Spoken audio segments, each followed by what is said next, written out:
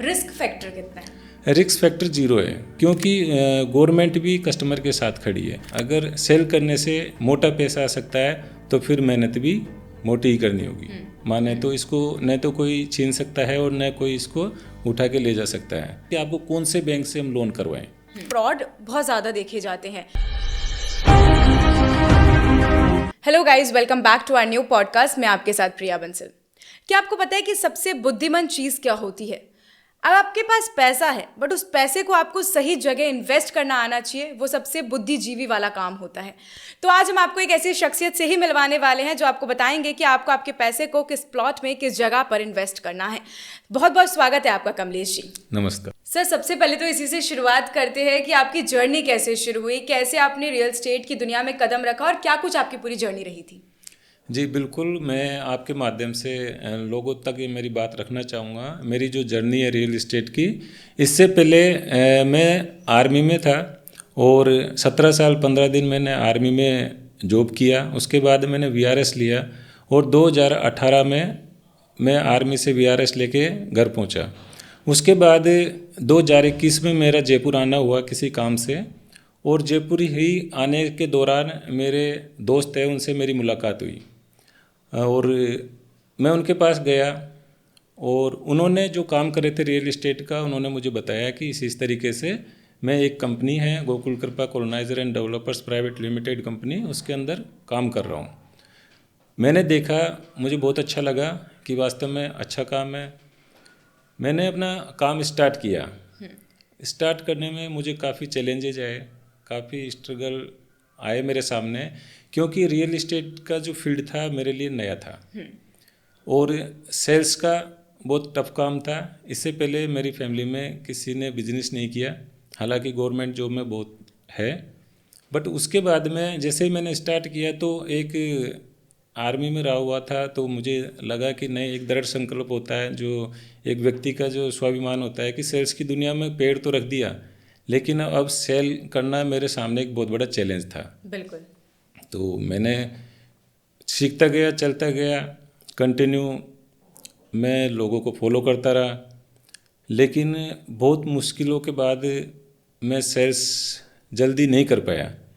और मुझे धीरे धीरे फिर एक चीज़ मेरे समझ में आई कि सेल्स में पैसा तो है, इतनी आसानी से पैसा नहीं बनता, लेकिन बिना इन्वेस्टमेंट किए हुए अगर सेल करने से मोटा पैसा आ सकता है तो फिर मेहनत भी मोटी ही करनी होगी।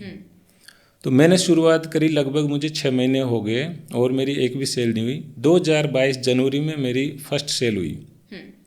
उसके साथ में कंटिन्यू मेरी दूसरी सेल हुई, तीसरी सेल हुई। उसके बाद मैंने पीछे मुड़ के नहीं देखा और मैं रियल एस्टेट में बहुत अच्छे से काम करना मैंने स्टार्ट किया। सर, आपने खुद ने बताया कि आप आर्मी में पहले थे और अब आप रियल एस्टेट के वर्ल्ड में आपने कदम रख दिया और काफ़ी अच्छा काम भी कर रहे हैं। सर, रियल एस्टेट क्या है बेसिकली? अगर हम इन दो शब्दों को बहुत ही सिंपल तरीके से समझे तो क्या है ये?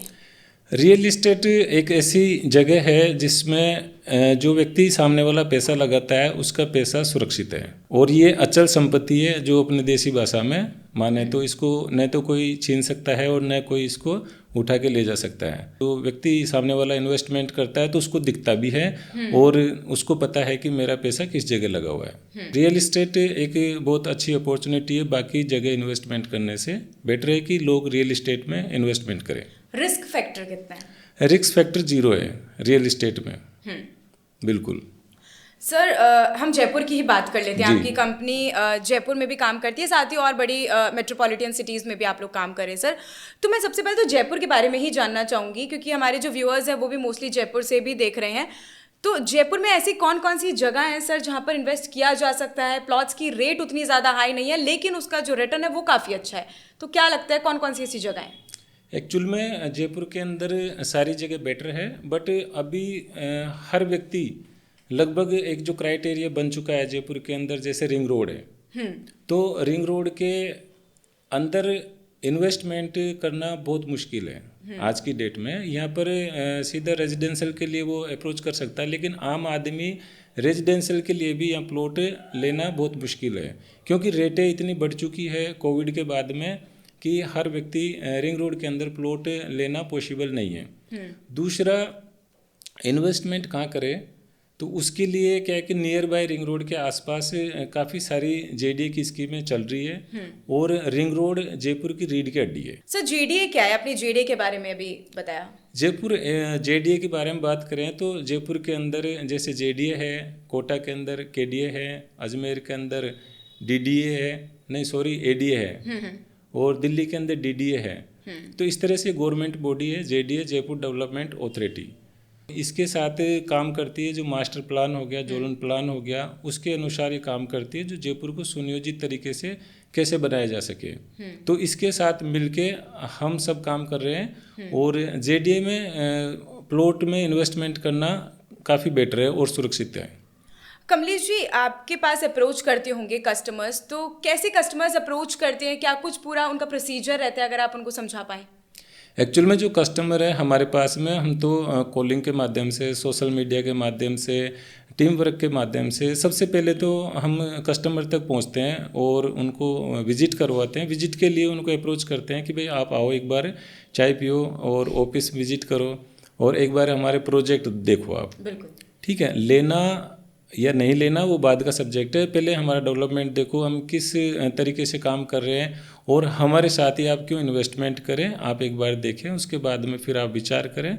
तो कस्टमर से बातचीत होती है, बातचीत के दौरान काफ़ी सारी चीज़ें बाहर निकल के आती है। तो कस्टमर के सवालों का जवाब देना इस सेल्स के अंदर सबसे बड़ा चैलेंज है। बिल्कुल। अगर उन कस्टमर के सवालों का जवाब आपने ठीक से दे दिया, अगर उनका इन्वेस्टमेंट करने का मन है या रेजिडेंशियल प्लॉट लेने का मन है, तो वो अच्छे से आराम से इन्वेस्टमेंट कर देगा अगर आपने उनके तमाम सवालों का जवाब दे दिया तो। सर आप दोनों में डील करते हैं, रेजिडेंशियल और कमर्शियल? जी बिल्कुल, रेजिडेंशियल कॉमर्शियल दोनों में डील करते हैं और हमारा विलाज का भी काम है। सर काफ़ी बार ऐसा देखने को मिला है कि इन चीज़ों में फ्रॉड बहुत ज़्यादा देखे जाते हैं, क्योंकि कई ऐसी कंपनीज़ रही हैं, मैं नाम नहीं लेना चाहूँगी उन कंपनीज़ का हालांकि, बट ऐसी बहुत सारी जगह रही हैं जहाँ पर प्लॉट के नाम पे फ्रॉड बहुत ज़्यादा होता है, तो उससे कैसे बचा जा सकता है? बहुत सारी चीज़ें चल रही थी पहले, उसी गंदगी को साफ करने के लिए जो बड़े ग्रुप उभर के आए हैं, उसी में से एक बड़ा ग्रुप है जो हमारा साफ़ सुथरा काम कर रहा है और 12.5 साल से जयपुर में काम कर रहा है। बाकी अदर जगह भी काम कर रहा है, अजमेर में है, कोटा में है और मुंबई में है, और आने वाले समय में 35 मेगा सिटियों के अंदर हम विस्तार करने जा रहे हैं। तो जैसे बात करूं मैं गोकुल कृपा coloniser and developers private limited company की, उसके अंदर मैं सेल्स के अंदर हूं। तो हमारा जो 12 साल का इतिहास रहा है उसके अंदर एक भी फ्रॉड का केस अभी तक नहीं आया। मुझे 3.5 साल इस कंपनी में हो गए, क्योंकि हमारा जेडी अप्रूव्ड काम है, रेरा अप्रूव्ड काम है और गेटेड टाउनशिप का काम है और फिक्स रेट का काम है, बारगेनिंग सिस्टम नहीं है। ओके सर, रेरा क्या है? रेरा भी एक गवर्नमेंट बॉडी है जो रेरा के तहत हम काम करते हैं। रेरा की कुछ टर्म एंड कंडीशन होती है जो कस्टमर के लिए भी बाउंडेड होती है और कॉलोनाइजर के लिए भी बाउंडेड होती है। हमारी कंपनी भी रेरा से रजिस्टर्ड है, मैं भी रेरा से रजिस्टर्ड हूँ। तो जो सामने वाला जो कस्टमर होता है उससे जो कमिटमेंट करते हैं उससे फुलफिल करके देने की रिस्पॉन्सिबिलिटी कंपनी की प्लस मेरी होती है। तो आज पढ़ी लिखी जनरेशन है, लोग यूट्यूब वगैरह पे, सोशल मीडिया पे सर्च करते हैं, देखते हैं कि प्रोजेक्ट रेरा से अप्रूव्ड है, जेडी अप्रूव्ड है और साफ़ सुथरा काम है, तो मुझे मेरे फ्रॉड होने का कोई चांस दूर दूर तक नज़र नहीं आएंगे, क्योंकि गवर्नमेंट भी कस्टमर के साथ खड़ी है। अगर कहीं भी फ्रॉड होता है या उसको जो भी इम्यूनिटीज़ बताई गई है उसको अगर फुलफिल नहीं करता है कॉलोनाइजर, वो कानून का सहारा ले सकता है। तो कॉलोनाइजर को वो चीज़ें फुलफिल करके कस्टमर को देना बहुत नेसेसरी है और दिए हुए समय के अंदर। बिल्कुल, उसका भी एक टाइम पीरियड है। सर हमने इंडिया की तो बात कर ली है, जयपुर और आपने और सिटीज़ जो है उनके बारे में बता दिया। अगर हम इंटरनेशनल लेवल पे बात करें तो ऐसी कौन सी कंट्रीज़ हैं जहाँ पर इन्वेस्टमेंट करना फ़ायदेमंद भी होगा और रिस्क भी कम रहेगा? देखो, मैं तो अपनी कंट्री की बात करूँगा सबसे पहले तो, क्योंकि अदर कंट्रीज़ के बारे में तो बेसिकली मैं नहीं जाऊँगा, क्योंकि इंडिया में बहुत सारे ऑप्शन है हमारे पास में और बहुत बड़े क्षेत्रफल के अंदर फैला हुआ है और बड़े बड़े शहर है, जैसे जयपुर हो गया, कोटा हो गया, अजमेर हो गया, मुंबई में भी हमने पैर रखी दिए और हमारे 2 से 3 प्रोजेक्ट चल रहे हैं और बहुत अच्छे से चल रहे हैं और बहुत अच्छा रिस्पॉन्स आ रहा है। तो जयपुर में भी अभी हमारे पास बहुत सारे ऑप्शन खुले हुए हैं। जैसे बात करें अभी इन्वेस्टमेंट की, जैसे अपने अजमेर रोड की तरफ हो गया अपने महिंद्रा सेज की तरफ, डिग्गी रोड की तरफ।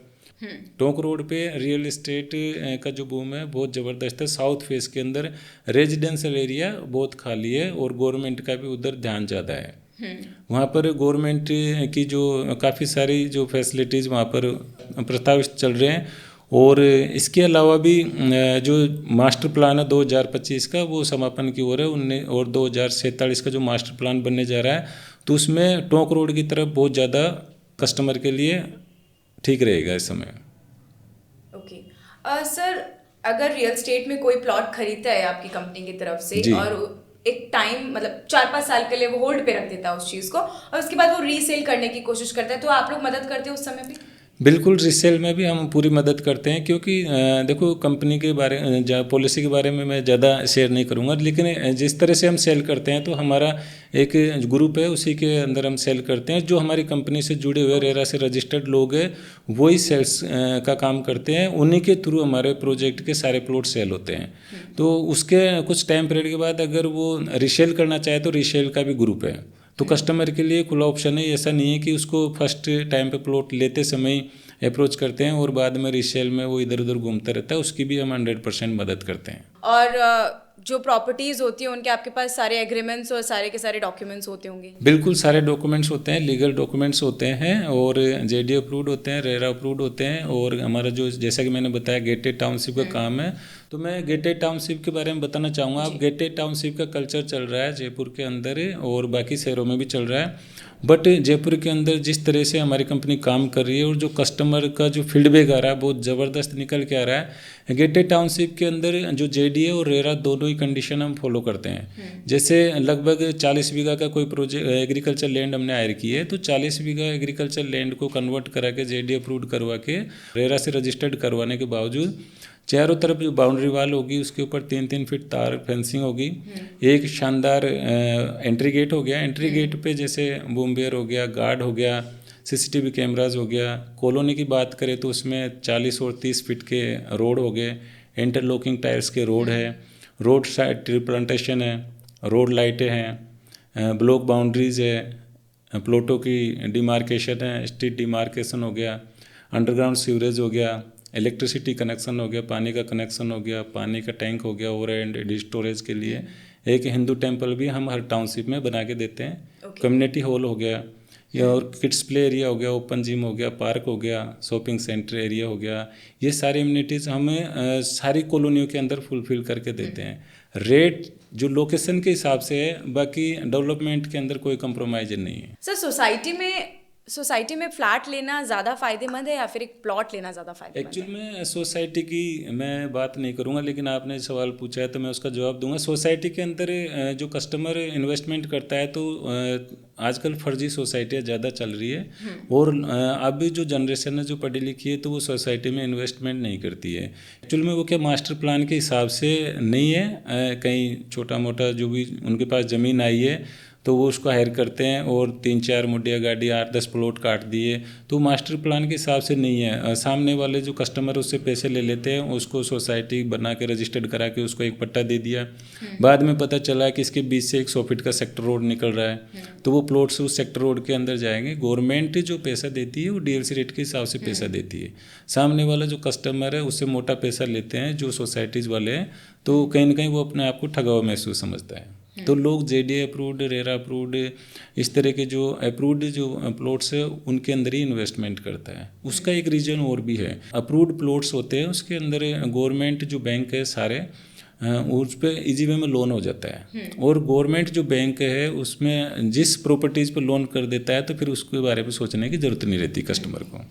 जी सर, आप लोगों का क्या कुछ प्रोसीजर है एज अ कस्टमर? अगर कोई भी व्यूअर हमारा देख रहा है और वो अप्रोच करना चाहते हैं आप लोगों को, तो किस तरीके से अप्रोच कर सकते हैं? एक्चुअल में हमारा तो जैसे मेरी साइट है या मेरा फेसबुक पेज है तो कॉन्टैक्ट नंबर वगैरह शेयर करते हैं, कॉलिंग वगैरह भी करते हैं, तो कस्टमर हमारे को अप्रोच कर सकता है। और दूसरा, जैसे कस्टमर आता है तो एक सिंपल सा प्रोसेस है कि वो आए, एक बार ऑफिस विजिट करें, प्रोजेक्ट देखें, उसके लिए सारी व्यवस्थाएं हमने कर रखी है।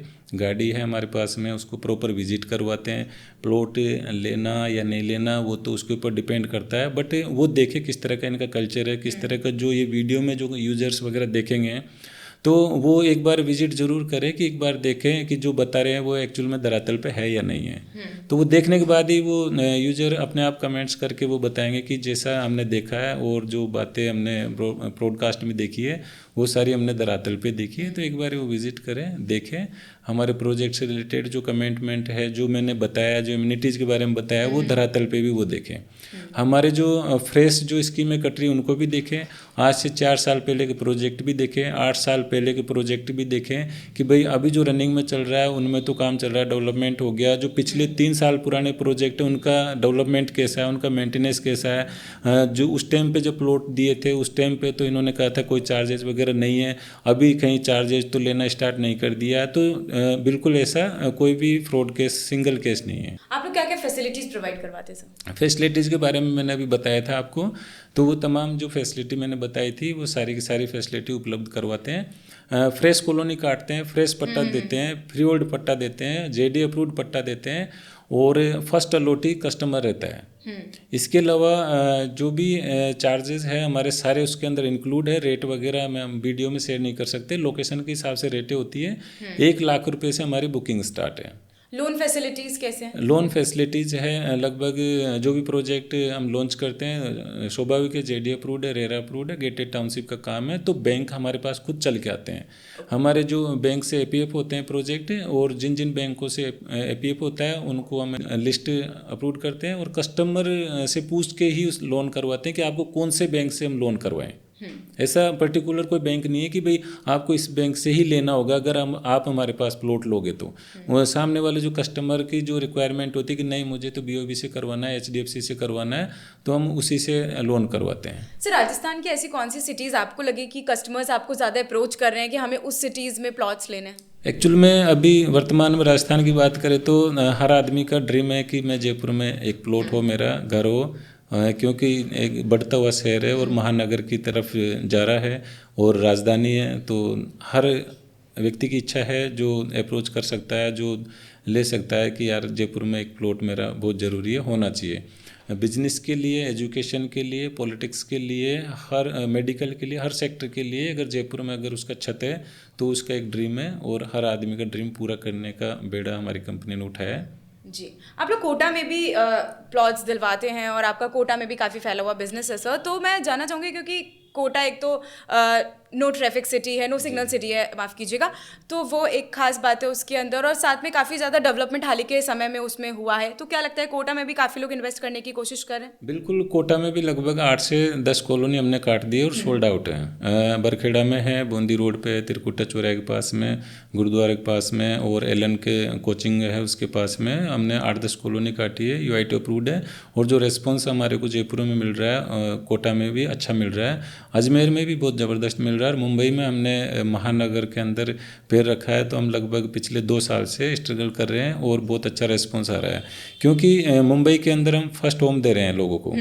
मुंबई के अंदर फ्लैट कल्चर है, लोग खुली हवा में सांस लेना चाहते हैं, खुली हवा में रहना चाहते हैं। तो मुंबई के अंदर मुंबई के लोगों का सपना पूरा करने का जिम्मेदारी भी हमारे रियासत ग्रुप ने उठाई है, और हमने लोगों से जो कमिटमेंट किया है, जिस तरह से लग्जरी टाउनशिप डेवलपमेंट करके दे रहे हैं, तो मुंबई में भी हमने एक अच्छा 2-3 प्रोजेक्ट सेल कर दिए हैं और कंटिन्यू सर्वाइवल करेंगे।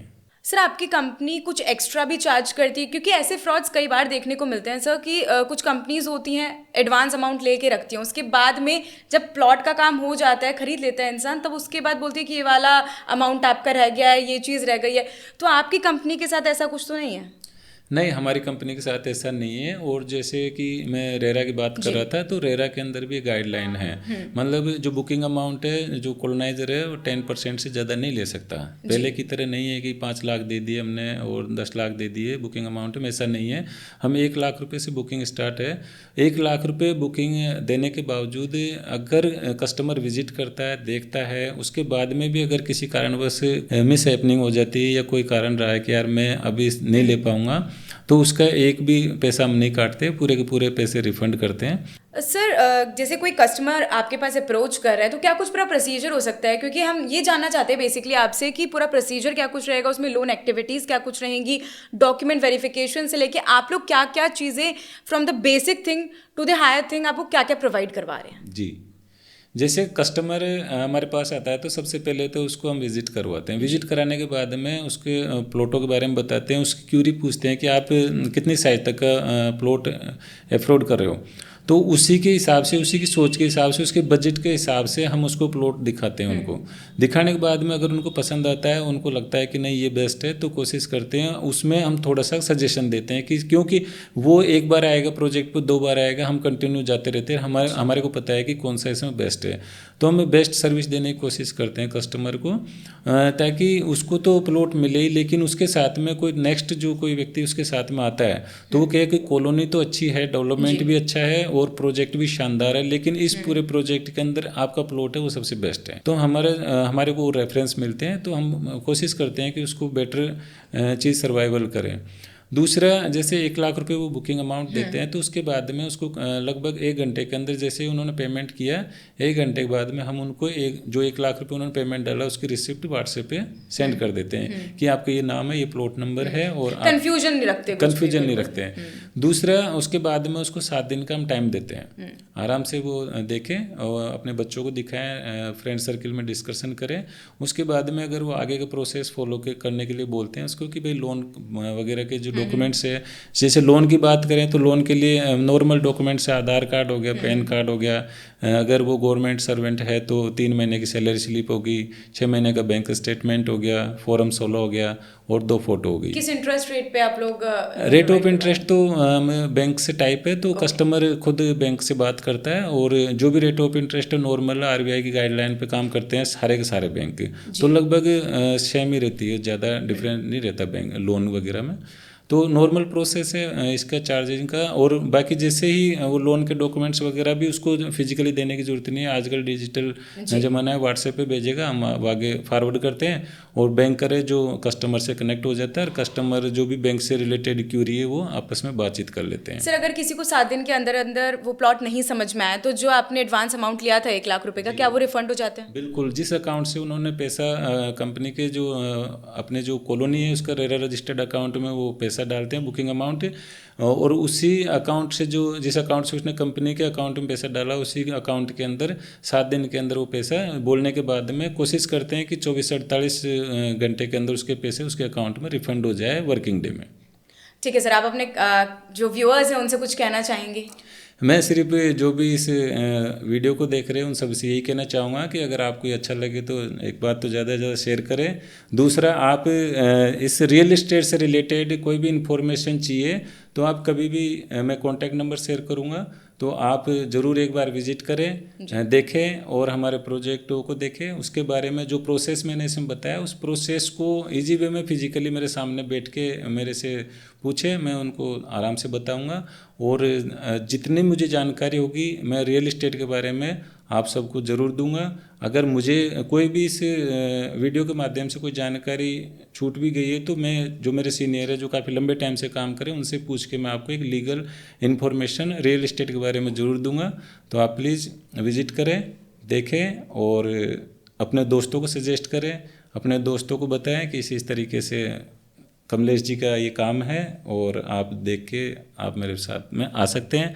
और जो रियल इस्टेट इंडस्ट्रीज़ के अंदर काम करना चाहे उनको भी उनका भी स्वागत है कि वो भी आए और मेरे साथ मिलकर काम करें। आप सबका स्वागत है, धन्यवाद। सर, आपका बहुत बहुत शुक्रिया तमाम बातें हमारे जो व्यूअर्स हैं उनको बताने के लिए कि किस तरीके से इन्वेस्ट किया जा सकता है, क्योंकि कन्फ्यूजन बहुत ज़्यादा रह जाता है लोगों के पास। बहुत बहुत शुक्रिया आपका समय देने के लिए।